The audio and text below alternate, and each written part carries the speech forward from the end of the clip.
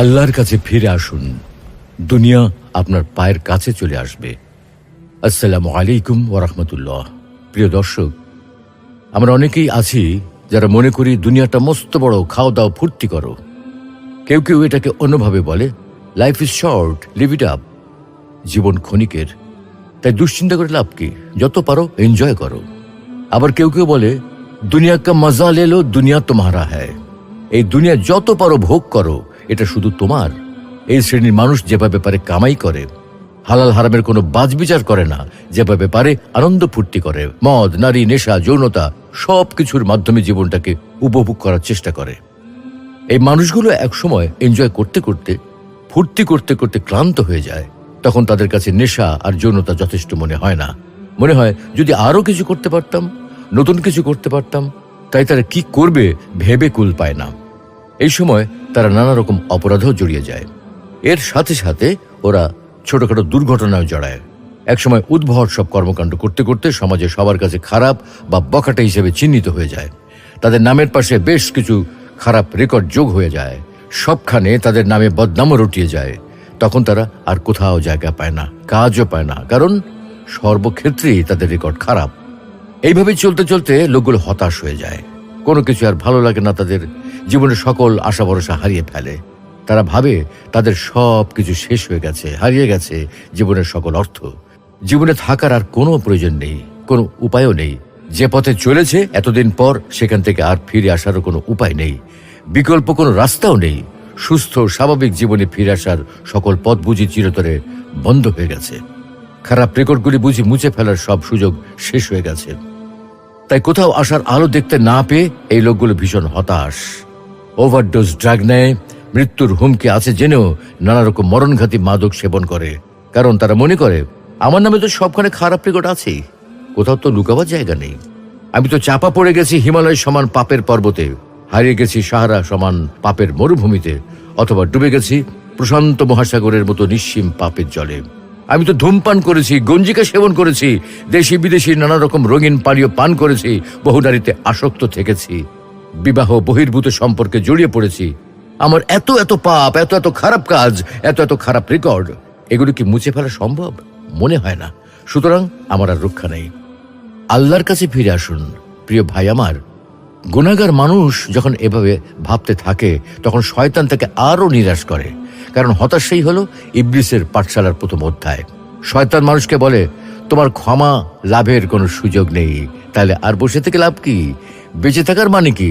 তাই এই জীবনটা শেষ করে দাও, আরো বেশি ফুর্তি করো, ড্রাগস নাও, পাপের 16 কলা পূর্ণ করো, আর না হয় আত্মহত্যা করো, কারণ বেঁচে থেকে তো আর কোনো লাভ নেই তোমার।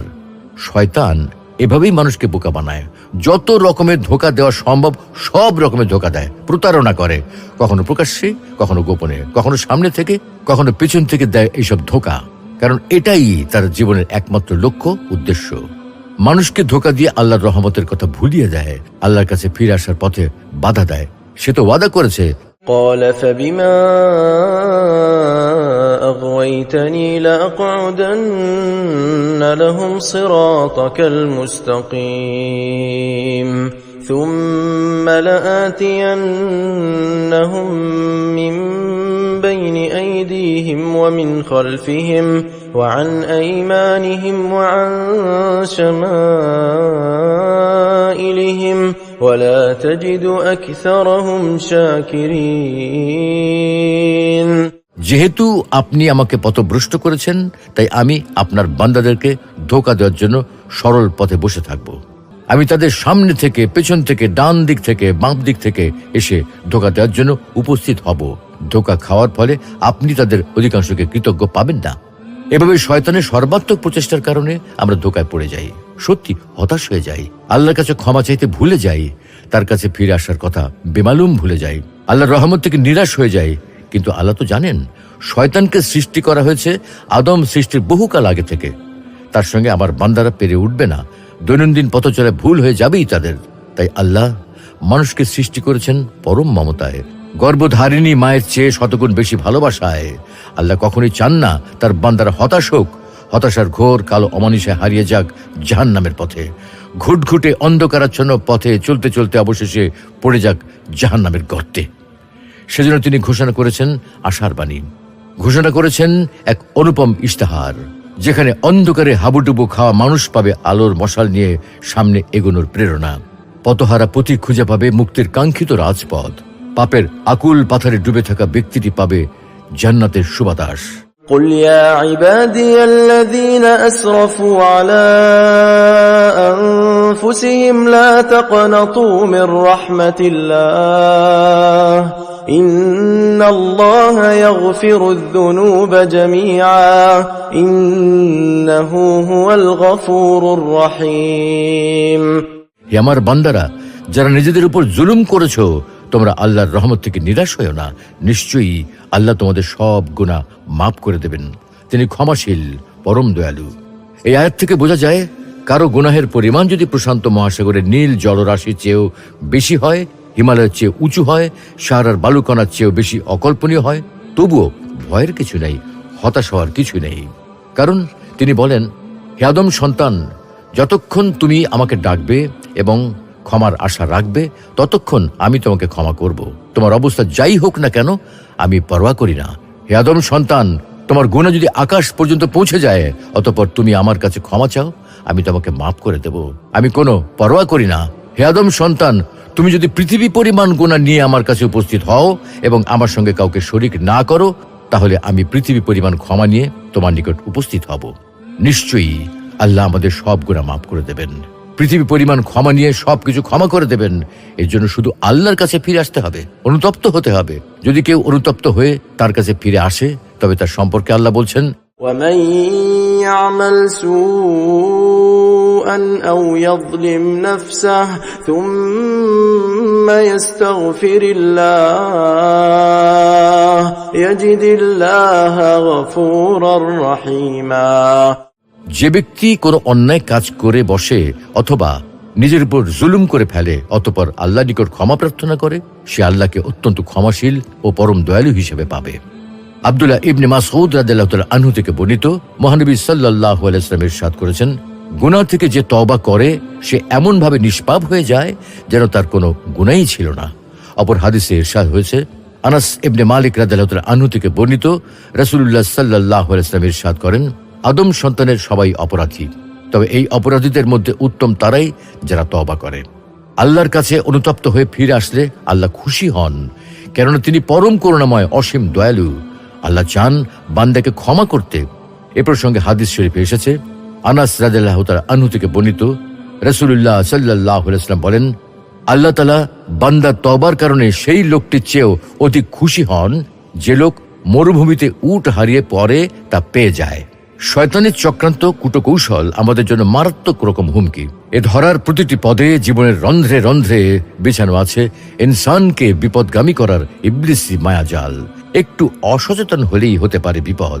কিন্তু ইবলিসের এই ফাঁদে আটকা পড়ে কেউ যদি পাপের অকুল দরিয়ায় দিগ্ভ্রান্ত হয়ে ভাসতে থাকে, মহান রব তাকে ছেড়ে যান না, বরং তিনি ইশতেহার ঘোষণা করেছেন তাকে নিজের কাছে ফিরিয়ে আনার। কারণ আল্লাহ তাআলার দয়া ও মায়ার কোনো সীমা নেই।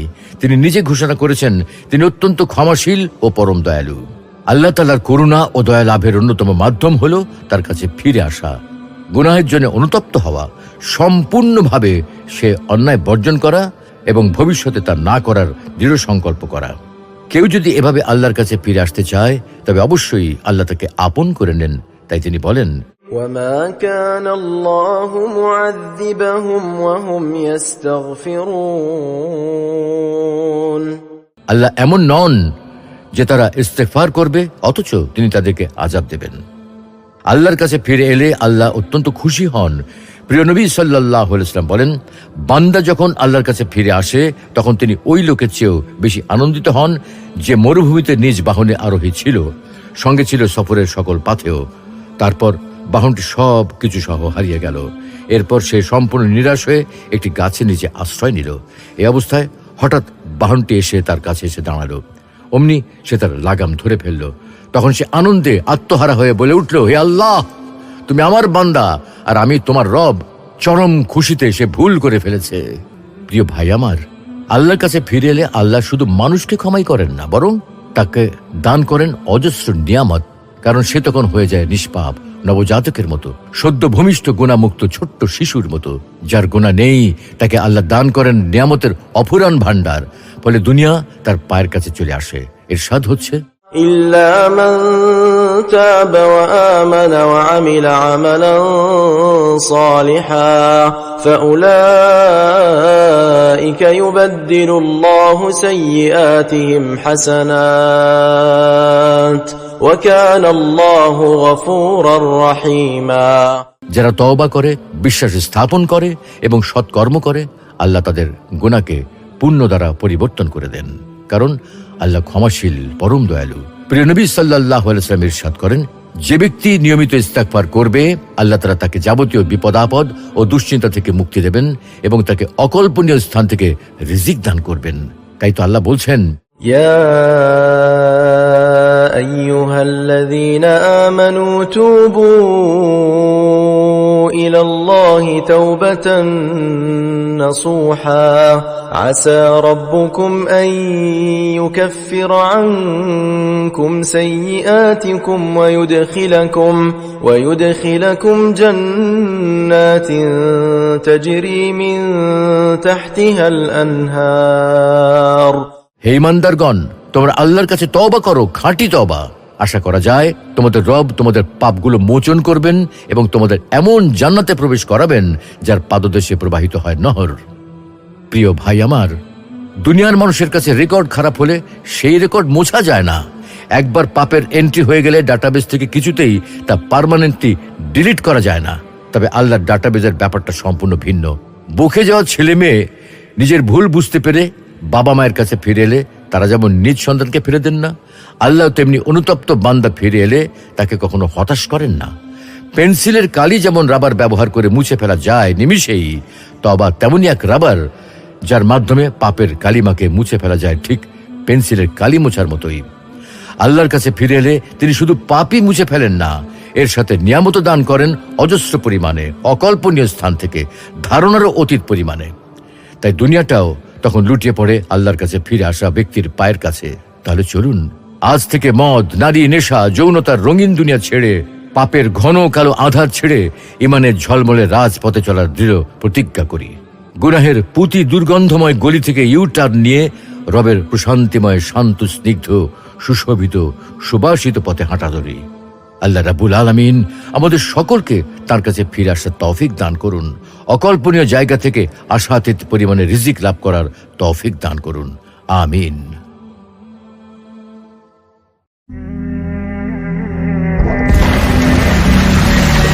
আল্লাহর কাছে ফিরে আসুন, দুনিয়া আপনার পায়ের কাছে চলে আসবে। আসসালামু আলাইকুম ওয়া রাহমাতুল্লাহ। প্রিয় দর্শক, আমরা অনেকেই আছি যারা মনে করি দুনিয়াটা মস্ত বড়, খাও দাও, ফুর্তি করো। কেউ কেউ এটাকে অন্যভাবে বলে, life is short, live it up. জীবন ক্ষণিকের, তাই দুশ্চিন্তা করে লাভ কি, যত পারো এনজয় করো। আবার কেউ কেউ বলে, দুনিয়া কা মজা লে লো, দুনিয়া তোমারা হ্যায়। এই দুনিয়া যত পারো ভোগ করো, এটা শুধু তোমার। এই শ্রেণীর মানুষ যেভাবে পারে কামাই করে, হালাল হারামের কোনো বাজবিচার করে না, যেভাবে পারে আনন্দ ফুর্তি করে, মদ, নারী, নেশা, যৌনতা সব কিছুর মাধ্যমে জীবনটাকে উপভোগ করার চেষ্টা করে। এই মানুষগুলো একসময় এনজয় করতে করতে, ফুর্তি করতে করতে ক্লান্ত হয়ে যায়। তখন তাদের কাছে নেশা আর যৌনতা যথেষ্ট মনে হয় না। মনে হয় যদি আরো কিছু করতে পারতাম, নতুন কিছু করতে পারতাম। তাই তারা কি করবে ভেবে কুল পায় না। এই সময় তারা নানা রকম অপরাধেও জড়িয়ে যায়। এর সাথে সাথে ওরা ছোটখাটো দুর্ঘটনায় জড়ায়। একসময় উদ্ভট সব কর্মকাণ্ড করতে করতে সমাজে সবার কাছে খারাপ বা বখাটে হিসেবে চিহ্নিত হয়ে যায়। তাদের নামের পাশে বেশ কিছু খারাপ রেকর্ড যোগ হয়ে যায়। সবখানে তাদের নামে বদনামও রটিয়ে যায়। তখন তারা আর কোথাও জায়গা পায় না, কাজও পায় না, কারণ সর্বক্ষেত্রেই তাদের রেকর্ড খারাপ। এইভাবে চলতে চলতে লোকগুলো হতাশ হয়ে যায়। কোনো কিছু আর ভালো লাগে না তাদের। জীবনের সকল আশা ভরসা হারিয়ে ফেলে। তারা ভাবে তাদের সব কিছু শেষ হয়ে গেছে, হারিয়ে গেছে জীবনের সকল অর্থ। জীবনে থাকার আর কোনো প্রয়োজন নেই, কোনো উপায়ও নেই। যে পথে চলেছে এতদিন পর সেখান থেকে আর ফিরে আসারও কোনো উপায় নেই, বিকল্প কোনো রাস্তাও নেই। সুস্থ স্বাভাবিক জীবনে ফিরে আসার সকল পথ বুঝি চিরতরে বন্ধ হয়ে গেছে। খারাপ রেকর্ডগুলি বুঝি মুছে ফেলার সব সুযোগ শেষ হয়ে গেছে। তাই কোথাও আসার আলো দেখতে না পেয়ে এই লোকগুলো ভীষণ হতাশ। ওভারডোজ ড্রাগ নেয়, মৃত্যুর হুমকি আছে জেনেও নানা রকম মরণঘাতী মাদক সেবন করে। কারণ তারা মনে করে আমার নামে তো সবখানে খারাপ রেকর্ড আছেই, কোথাও তো লুকাবার জায়গা নেই। আমি তো চাপা পড়ে গেছি হিমালয় সমান পাপের পর্বতে, হারিয়ে গেছি সাহারা সমান পাপের মরুভূমিতে, অথবা ডুবে গেছি প্রশান্ত মহাসাগরের মতো নিঃসীম পাপের জলে। আমি তো ধূমপান করেছি, গঞ্জিকা সেবন করেছি, দেশি বিদেশি নানা রকম রঙিন পানীয় পান করেছি, বহু নারীতে আসক্ত থেকেছি, বিবাহ বহির্ভূত সম্পর্কে জড়িয়ে পড়েছি। আমার এত এত পাপ, এত এত খারাপ কাজ, এত এত খারাপ রেকর্ড, এগুলো কি মুছে ফেলা সম্ভব? মনে হয় না। সুতরাং আমার আর রক্ষা নেই। আল্লাহর কাছে ফিরে আসুন প্রিয় ভাই আমার। গুনাহগার মানুষ যখন এভাবে ভাবতে থাকে তখন শয়তান তাকে আরো নিরাশ করে। কারণ হতাশাই হলো ইবলিসের পাঠশালার প্রথম অধ্যায়। শয়তান মানুষকে বলে তোমার ক্ষমা লাভের কোনো সুযোগ নেই, তাহলে আর বসে থেকে লাভ কি? বেঁচে থাকার মানে কি? তাই এই জীবনটা শেষ করে দাও, আরো বেশি ফুর্তি করো, ড্রাগস নাও, পাপের 16 কলা পূর্ণ করো, আর না হয় আত্মহত্যা করো, কারণ বেঁচে থেকে তো আর কোনো লাভ নেই তোমার। শয়তান এভাবেই মানুষকে বোকা বানায়। যত রকমের ধোঁকা দেওয়া সম্ভব সব রকমের ধোঁকা দেয়, প্রতারণা করে, কখনো প্রকাশ্যে, কখনো গোপনে, কখনো সামনে থেকে, কখনো পেছন থেকে দেয় এইসব ধোঁকা। কারণ এটাই তার জীবনের একমাত্র লক্ষ্য, উদ্দেশ্য। মানুষকে ধোঁকা দিয়ে আল্লাহর রহমতের কথা ভুলিয়ে দেয়, আল্লাহর কাছে ফিরে আসার পথে বাধা দেয়। সে তো ওয়াদা করেছে, قال فبما أغويتني لأقعدن لهم صراطك المستقيم ثم لآتينهم من بين أيديهم ومن خلفهم وعن أيمانهم وعن شمائلهم ولا تجد أكثرهم شاكرين। যেহেতু আপনি আমাকে পথভ্রষ্ট করেছেন, তাই আমি আপনার বান্দাদেরকে ধোঁকা দেওয়ার জন্য সরল পথে বসে থাকব। আমি তাদের সামনে থেকে, পেছন থেকে, ডান দিক থেকে, বাম দিক থেকে এসে ধোঁকা দেওয়ার জন্য উপস্থিত হব। ধোঁকা খাওয়ার ফলে আপনি তাদের অধিকাংশকে কৃতজ্ঞ পাবেন না। এভাবে শয়তানের সর্বাত্মক প্রচেষ্টার কারণে আমরা ধোঁকায় পড়ে যাই, সত্যি হতাশ হয়ে যাই, আল্লাহর কাছে ক্ষমা চাইতে ভুলে যাই, তার কাছে ফিরে আসার কথা বেমালুম ভুলে যাই, আল্লাহর রহমত থেকে নিরাশ হয়ে যাই। কিন্তু আল্লাহ তো জানেন শয়তানকে সৃষ্টি করা হয়েছে আদম সৃষ্টির বহুকাল আগে থেকে। তার সঙ্গে আমার বান্দারা পেরে উঠবে না, দৈনন্দিন পথ চলে ভুল হয়ে যাবেই তাদের। তাই আল্লাহ মানুষকে সৃষ্টি করেছেন পরম মমতায়, গর্ভধারিণী মায়ের চেয়ে শতগুণ বেশি ভালোবাসায়। আল্লাহ কখনোই চান না তার বান্দারা হতাশ হোক, হতাশার ঘোর কালো অমানিসায় হারিয়ে যাক জাহান্নামের পথে, ঘুটঘুটে অন্ধকারাচ্ছন্ন পথে চলতে চলতে অবশেষে পড়ে যাক জাহান্নামের গর্তে। সেজন্য তিনি ঘোষণা করেছেন আশার বাণী, ঘোষণা করেছেন এক অনুপম ইশতেহার, যেখানে অন্ধকারে হাবুডুবু খাওয়া মানুষ পাবে আলোর মশাল নিয়ে সামনে এগোনোর প্রেরণা। পথহারা পথিক খুঁজে পাবে মুক্তির কাঙ্ক্ষিত রাজপথ। পাপের আকুল পাথরে ডুবে থাকা ব্যক্তিটি পাবে জান্নাতের সুবাতাস। قل يا عبادي الذين أسرفوا على أنفسهم لا تقنطوا من رحمة الله إن الله يغفر الذنوب جميعا إنه هو الغفور الرحيم।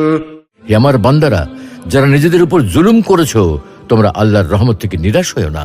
নিশ্চয়ই আল্লাহ তোমাদের সব গুনাহ মাফ করে দেবেন। তিনি ক্ষমাশীল, পরম দয়ালু। এই আয়াত থেকে বোঝা যায় কারো গুনাহের পরিমাণ যদি প্রশান্ত মহাসাগরের নীল জলরাশির চেয়েও বেশি হয়, হিমালয়ের চেয়ে উঁচু হয়, সাহারার বালুকণার চেয়েও বেশি অকল্পনীয় হয়, তবুও ভয়ের কিছু নেই, হতাশ হওয়ার কিছু নেই। কারণ তিনি বলেন, হে আদম সন্তান, যতক্ষণ তুমি আমাকে ডাকবে এবং ক্ষমার আশা রাখবে ততক্ষণ আমি তোমাকে ক্ষমা করব। তোমার অবস্থা যাই হোক না কেন আমি পরোয়া করি না। হে আদম সন্তান, তোমার গুনাহ যদি আকাশ পর্যন্ত পৌঁছে যায়, অতঃপর তুমি আমার কাছে ক্ষমা চাও, আমি তোমাকে মাফ করে দেব। আমি কোনো পরোয়া করি না। হে আদম সন্তান, তুমি যদি পৃথিবী পরিমাণ গুনাহ নিয়ে আমার কাছে উপস্থিত হও এবং আমার সঙ্গে কাউকে শরীক না করো, তাহলে আমি পৃথিবী পরিমাণ ক্ষমা নিয়ে তোমার নিকট উপস্থিত হব। নিশ্চয়ই আল্লাহ আমাদের সব গুনাহ মাফ করে দেবেন, পৃথিবী পরিমাণ ক্ষমা নিয়ে সবকিছু ক্ষমা করে দেবেন। এর জন্য শুধু আল্লাহর কাছে ফিরে আসতে হবে, অনুতপ্ত হতে হবে। যদি কেউ অনুতপ্ত হয়ে তার কাছে ফিরে আসে, তবে তার সম্পর্কে আল্লাহ বলছেন, ومن يعمل سوءا سوءا أو يظلم نفسه ثم يستغفر الله يجد الله غفورا رحيما। যে ব্যক্তি কোনো অন্যায় কাজ করে বসে অথবা নিজের উপর জুলুম করে ফেলে অতঃপর আল্লাহর নিকট ক্ষমা প্রার্থনা করে, সে আল্লাহকে অত্যন্ত ক্ষমাশীল ও পরম দয়ালু হিসেবে পাবে। আব্দুল্লাহ ইবনে মাসউদ রাদিয়াল্লাহু তাআলা আনহু থেকে বর্ণিত, মহানবী সাল্লাল্লাহু আলাইহি ওয়াসাল্লাম ইরশাদ করেছেন, গুনাহ থেকে যে তওবা করে সে এমন ভাবে নিষ্পাপ হয়ে যায় যেন তার কোনো গুনাহই ছিল না। অপর হাদিসে ইরশাদ হয়েছে, আনাস ইবনে মালিক রাদিয়াল্লাহু তাআলা আনহু থেকে বর্ণিত, রাসূলুল্লাহ সাল্লাল্লাহু আলাইহি ওয়াসাল্লাম ইরশাদ করেন, আদম সন্তানের সবাই অপরাধী, তবে এই অপরাধীদের মধ্যে উত্তম তারাই যারা তওবা করে। আল্লাহর কাছে অনুতপ্ত হয়ে ফিরে আসলে আল্লাহ খুশি হন, কেননা তিনি পরম করুণাময় অসীম দয়ালু। আল্লাহ চান বান্দাকে ক্ষমা করতে। এ প্রসঙ্গে হাদিস শরীফে এসেছে, আনাস রাদিয়াল্লাহু তাআলা আনহু থেকে বর্ণিত, রাসূলুল্লাহ সাল্লাল্লাহু আলাইহি ওয়াসাল্লাম বলেন, আল্লাহ তাআলা বান্দার তওবার কারণে সেই লোকটির চেয়েও অধিক খুশি হন যে লোক মরুভূমিতে উট হারিয়ে পরে তা পেয়ে যায়। শয়তানের চক্রান্ত কুটকৌশল আমাদের জন্য মারাত্মক রকম হুমকি। এ ধরার প্রতিটি পদে জীবনের রন্ধ্রে রন্ধ্রে বিছানো আছে ইনসানকে বিপদগামী করার ইবলিসি মায়াজাল। একটু অসচেতন হলেই হতে পারে বিপদ, কিন্তু ইবলিসের এই ফাঁদে আটকা পড়ে কেউ যদি পাপের অকুল দরিয়ায় দিগ্ভ্রান্ত হয়ে ভাসতে থাকে, মহান রব তাকে ছেড়ে যান না, বরং তিনি ইশতেহার ঘোষণা করেছেন তাকে নিজের কাছে ফিরিয়ে আনার। কারণ আল্লাহ তাআলার দয়া ও মায়ার কোনো সীমা নেই। তিনি নিজে ঘোষণা করেছেন তিনি অত্যন্ত ক্ষমাশীল ও পরম দয়ালু। আল্লাহ তাআলার করুণা ও দয়া লাভের অন্যতম মাধ্যম হল তার কাছে ফিরে আসা, গুনাহের জন্য অনুতপ্ত হওয়া, সম্পূর্ণভাবে সে অন্যায় বর্জন করা এবং ভবিষ্যতে তা না করার দৃঢ় সংকল্প করা। কেউ যদি এভাবে আল্লাহর কাছে ফিরে আসতে চায় তবে অবশ্যই আল্লাহ তাকে আপন করে নেন। তাই তিনি বলেন, وما كان الله معذبهم وهم يستغفرون। আল্লাহ এমন নন যে তারা ইস্তেগফার করবে অথচ তিনি তাদেরকে আযাব দেবেন।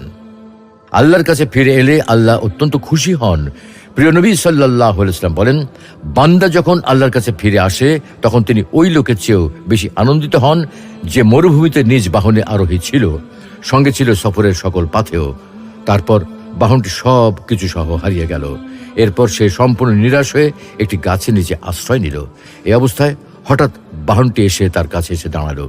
অমনি সে তার লাগাম ধরে ফেলল। তখন সে আনন্দে আত্মহারা হয়ে বলে উঠল, হে আল্লাহ, তুমি আমার বান্দা আর আমি তোমার রব।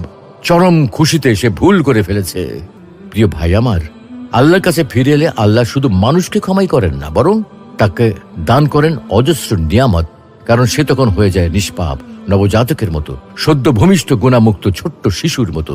যার গুণা নেই তাকে আল্লাহ দান করেন নিয়ামতের অফুরান ভান্ডার। ফলে দুনিয়া তার পায়ের কাছে চলে আসে।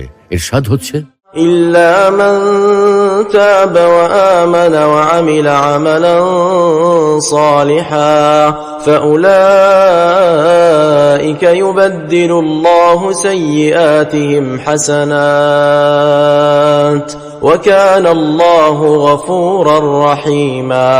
যারা তওবা করে, বিশ্বাস স্থাপন করে এবং সৎকর্ম করে, আল্লাহ তাদের গুনাহকে পুণ্য দ্বারা পরিবর্তন করে দেন। কারণ আল্লাহ ক্ষমাশীল, পরম দয়ালু। প্রিয় নবী সাল্লাল্লাহু আলাইহি ওয়াসাল্লাম ইরশাদ করেন, যে ব্যক্তি নিয়মিত ইস্তেগফার করবে আল্লাহ তাআলা তাকে যাবতীয় বিপদ আপদ ও দুশ্চিন্তা থেকে মুক্তি দেবেন এবং তাকে অকল্পনীয় স্থান থেকে রিজিক দান করবেন।